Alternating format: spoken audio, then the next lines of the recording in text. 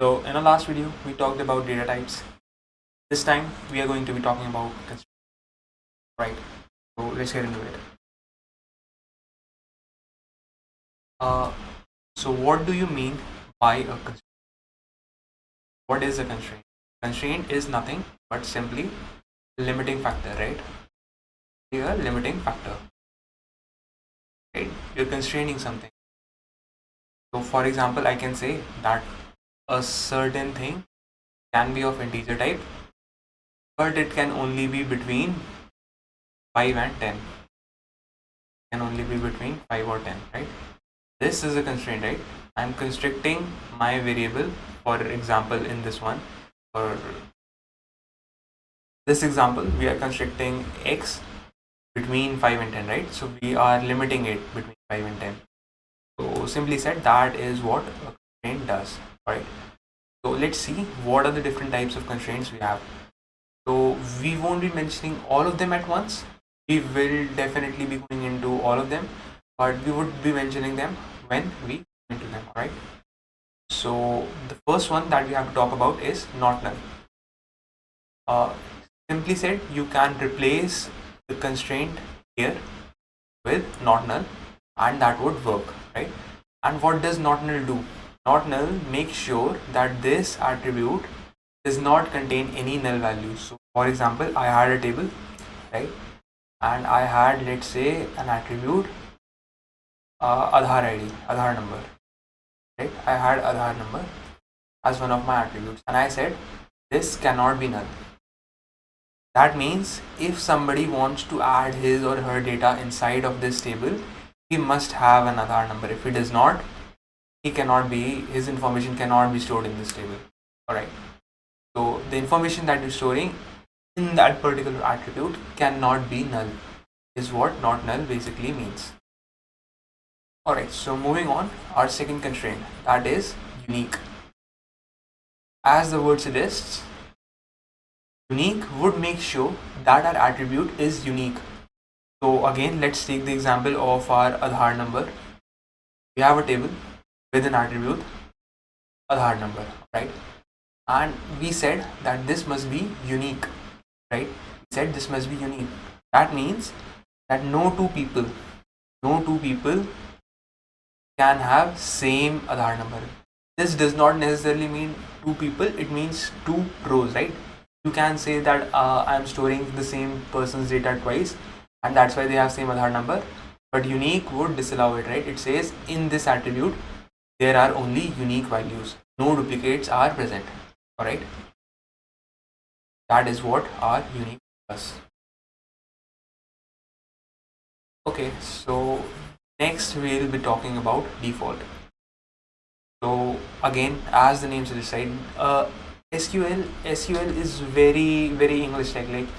So however you say it in English is probably however you are going to write it in code. For the most part, that is how it works.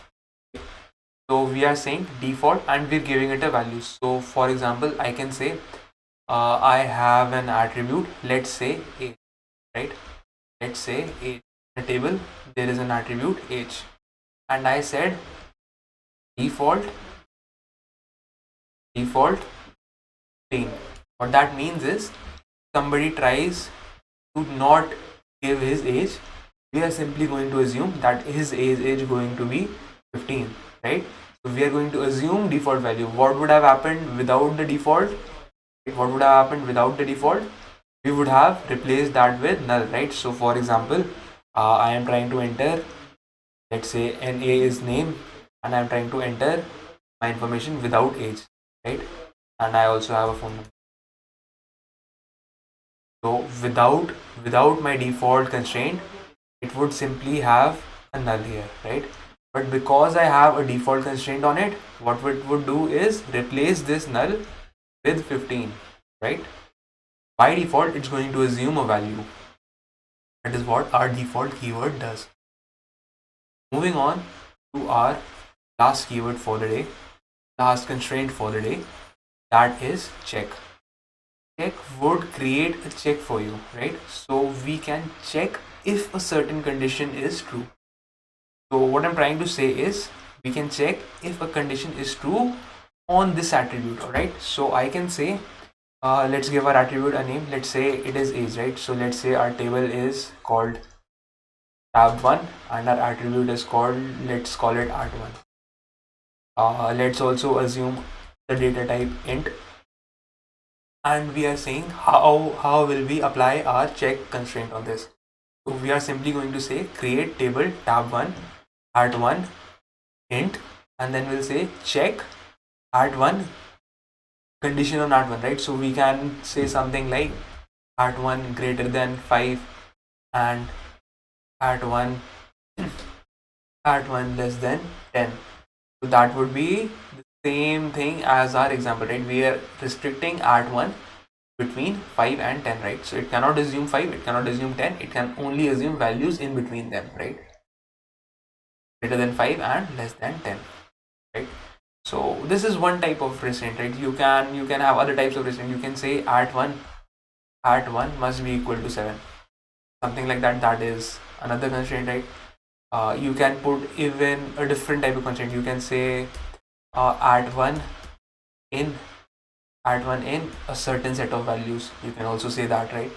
So what I mean to say is check keywords ensures that the condition that we have specified is true, right? If it is true, it would be included. If it is not, we would simply be rejecting the values.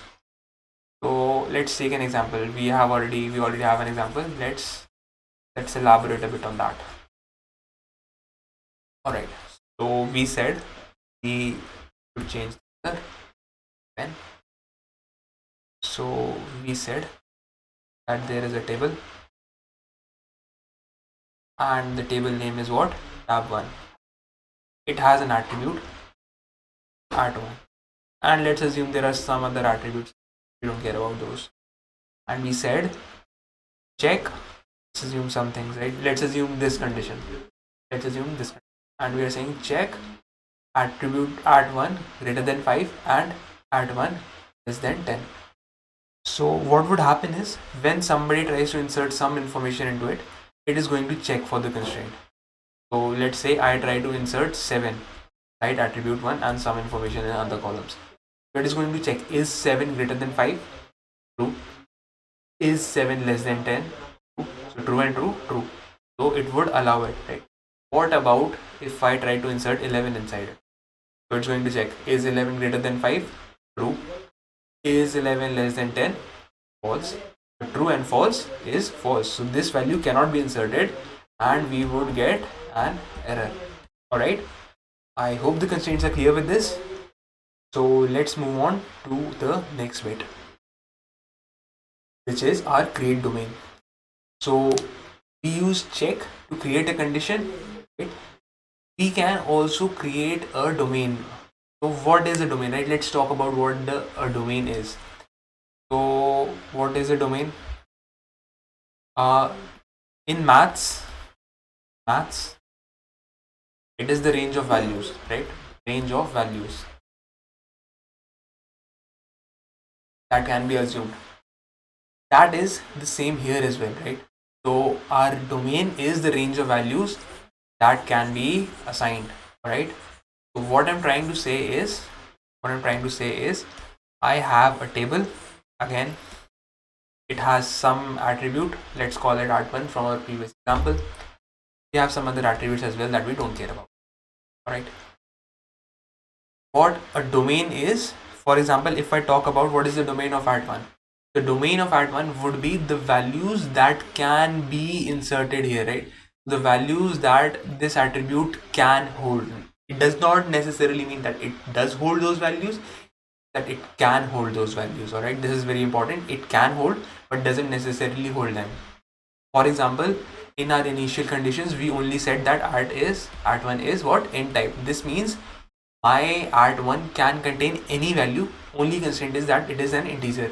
So its domain would be from -infinity to infinity, provided the number is an integer. Alright, so that would be our domain. Moving forward, we changed it a little bit, right? We added a constraint on it. So we added a constraint on it, right? We said check if art1 is greater than 5 and if art1 is less than 10. So we changed its domain now, right? What it would be the domain now? It would be 6, 7, 8 and 9. This would be the domain, right? These are the only values that Art1 can possibly have. There is no other value that Art1 can have. It does not necessarily need to have these values, but it can only have these values, right? It could be 6, 6, 6, 6 and nothing else, but it could also be 6, 7, 8, 9 and including everything. What it means is that it can never be something that is not included in my domain, right? So this attribute can never have a 10, it can never have a 5, it can never have a 2.6, right? It can never have 16, it can never have any value simply that is not included in my domain. I hope that makes that clear. So let's talk about our command now, right? So let's talk about our command. So to make a domain, we do not necessarily need a condition, right? I could simply have said create a domain name as data type, right? So I'm saying my domain is the data type, right? The initial condition that we specified, we said our attribute art1 is int, right? And that was the end of things, right? This was the whole thing, right? So its domain automatically gets defined as -infinity to infinity, right? All the integers inside it are included in the domain. However, we can use a check, right? It is not necessary to do so, but we can do it. So to even restrict it more, right? To restrict it even more, we can use a check. So what that means is I can say create domain and give that domain a name, right? So I can use this instead of writing int.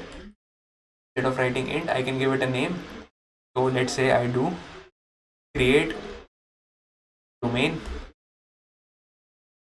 my domain as int check my domain greater than 7, right? So what this is going to do is create a domain called my domain, right? So this is going to create a domain called my domain, which means this can be used instead of int, right? So instead of writing next time when I want to write a create table command, I would not have to use int and check and all those conditions, right? I could simply use my domain and that would automatically imply that it must be greater than 7. All right, so I hope this makes it clearer, right? So we are assigning what values can my attribute possibly hold. What values can my attribute possibly hold is defined by a domain. All right.